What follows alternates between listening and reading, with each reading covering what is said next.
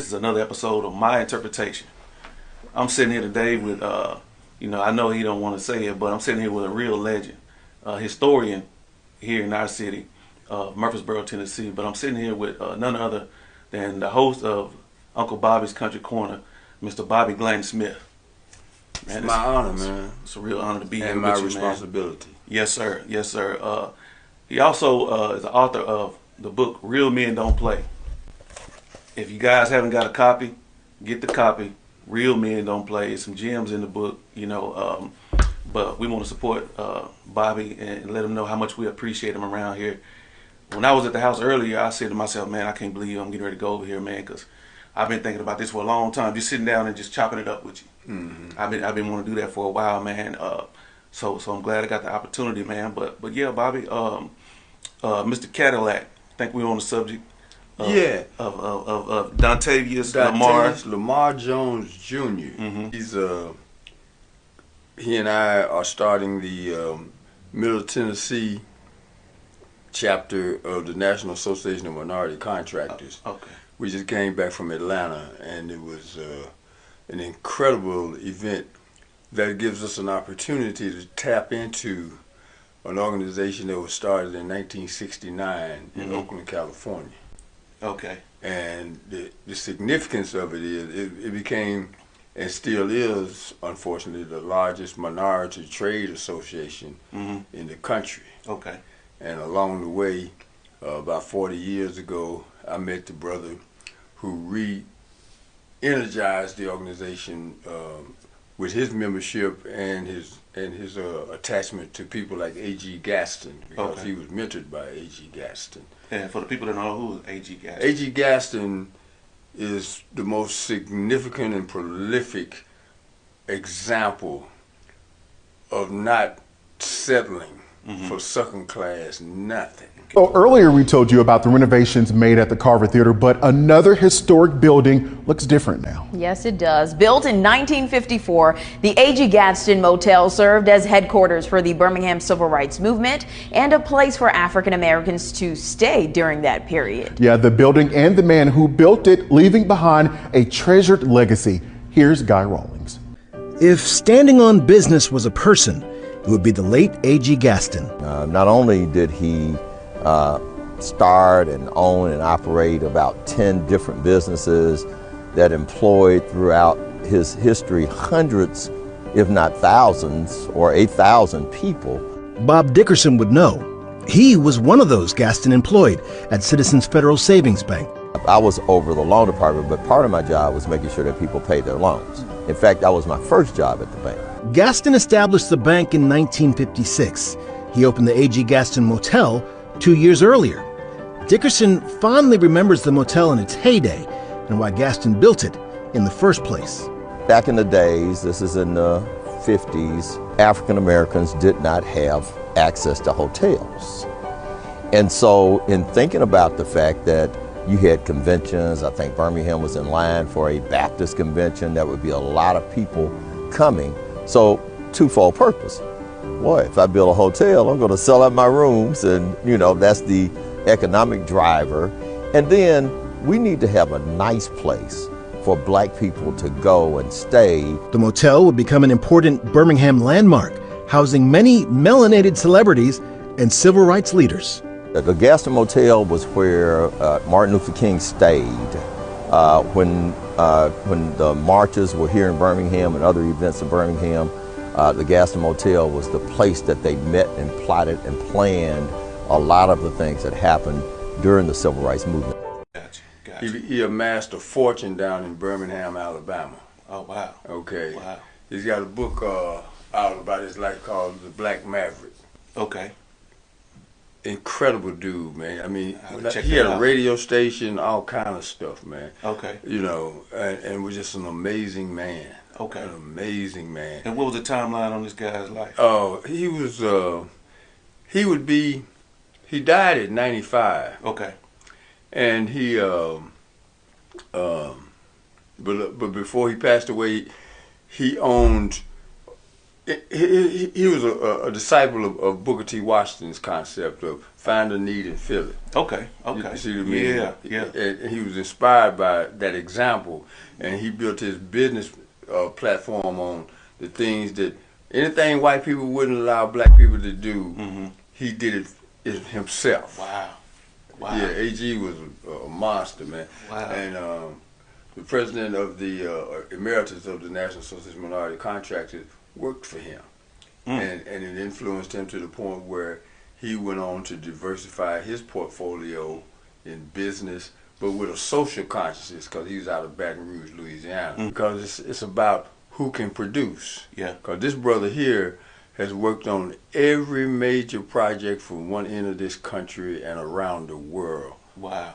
Okay. That's awesome. Mr. Cadillac, I think we're on the subject. Of Dontavius Lamar Jones Jr. He is one of the fortunate brothers who had a father who was the shining example that allows you to not have to start from nothing. He's amassed an impressive real estate portfolio. He runs an establishment in Nashville that he created with that same mentality that we talked about earlier. Yeah. You know, find a need and fill it. Right. And his business in Nashville is called Dollar City. Dollar City? Yeah. Okay. He bought a franchise of Dollar General, right? Oh, wow. And changed it into Dollar City. Gotcha. And because they didn't serve, food. They sold food, but they didn't serve food. Right. So he converted that into his own LLC. Yeah. And the brother has done very, very well with that. And he's just awesome. An amazing cat that I met through the Corey Holcomb 5150 show. But it's worse than that, and it's better than that. Corey Holcomb has been working on an album because he's been hiding a voice that produced several tracks. When I heard him, amazed me. This brother got a CD that he need to finish that you would want to have in your collection. What's the name of that CD, Corey? Oh, you gonna act shy now? Yeah, I'm gonna act shy. Okay, yeah, and I was gonna mention that too, man. And the So What Morning Show. Welcome back to the So What Morning Show. You already know what it is. Well, How ironic, man. Damn. I knew soon as Bobby heard Murfreesboro. And he pronounced it right. That's what Bobby really said, got "What?" He is from Murfreesboro. Yeah. Big fan of both of those shows. Yeah. And he reached out to me a couple of years ago. It seemed like I've known him for 100 years, man. Yeah. He's got an old soul, you know? And just an industrious brother, very conscious of his responsibility to employ people and to, by example, impregnate future generations with a work ethic and a belief that there's nothing that they can't accomplish if they're willing to. The dirty four-letter word, work. Yeah. That's a like kryptonite to some people.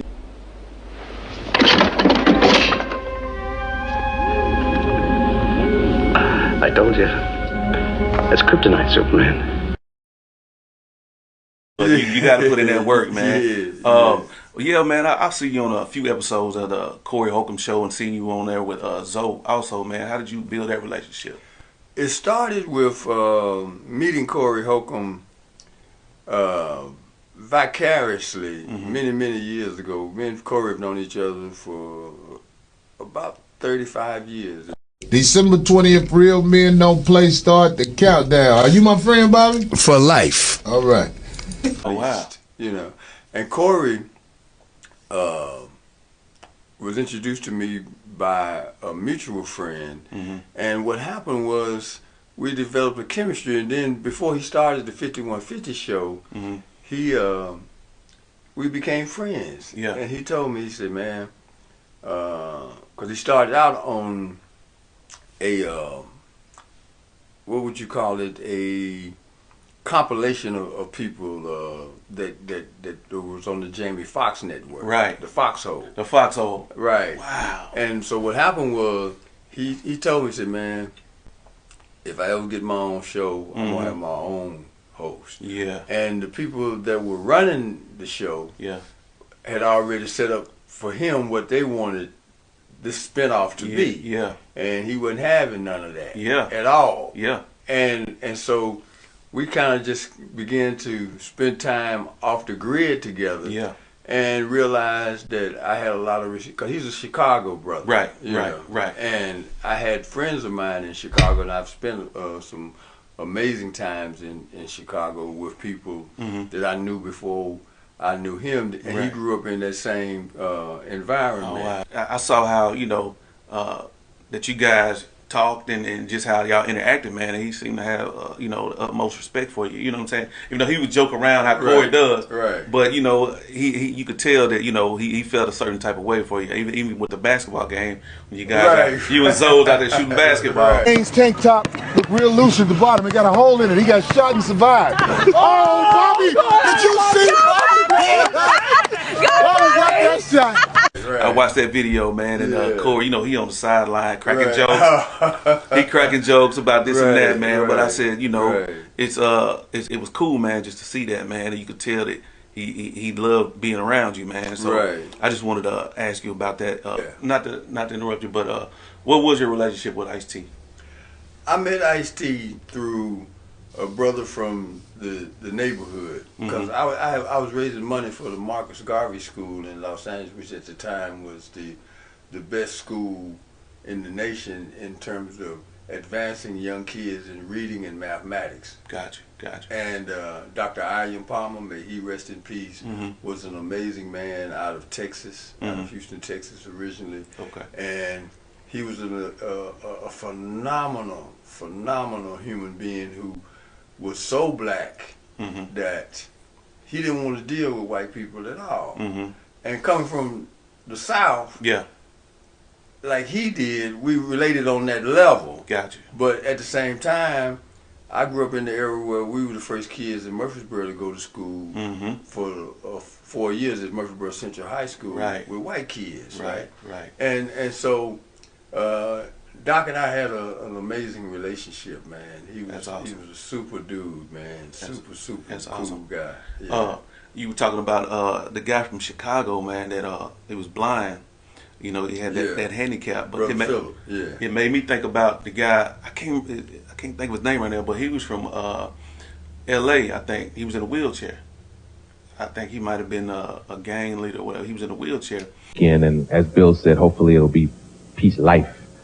The goal of Peace Weekend is to stop crime and violence among our nation's youth. Here to talk about it, first of all, the gentleman whose brainchild it was, Mike Concepcion, and rap artist Tone Loc and Ice-T. Give it up for them. I met those guys. I met all of them. He's the one that put that song where he got all the rappers together back in the late '80s. And everybody just talked about how much respect they had for him. You know? And for him to be, he was on our Arsenio Hall show. You know, and all that. He was a power player, man. Yeah, he was definitely a power player. Yeah. And so, being in California for all of those years, Murfreesboro prepared me for that. We're going to get into some of these other subjects right here, but I want to ask you, man, another person that you have a relationship with. How did you meet David Banner? I met David Banner through his admiration for Jim Brown. Yeah. And he reached out one time to me and said, because Bootsy Collins introduced me to people, and it was a chain reaction. Yeah, that's how it is sometimes. Yeah. And so David was a big fan and had already, because he had lived in California early in his career. Gotcha. And so he had mixed it up with Snoop and all. He knew all of those cats, right? Right. And so he told someone that he wanted to meet Jim Brown. Yeah. And so Bootsy's business manager, a brother by the name of Ron Brimley, reached out to me and said, "Man, I know that you work with Jim Brown, and David Banner wants to meet him." Wow. And David was popping at the time. Yeah. And so we set it up. They never got to physically meet, but it created a relationship with David and I. Gotcha. And which that brings me to my next question: the Jim Brown. Yeah. How did you guys get so close? Jim Brown,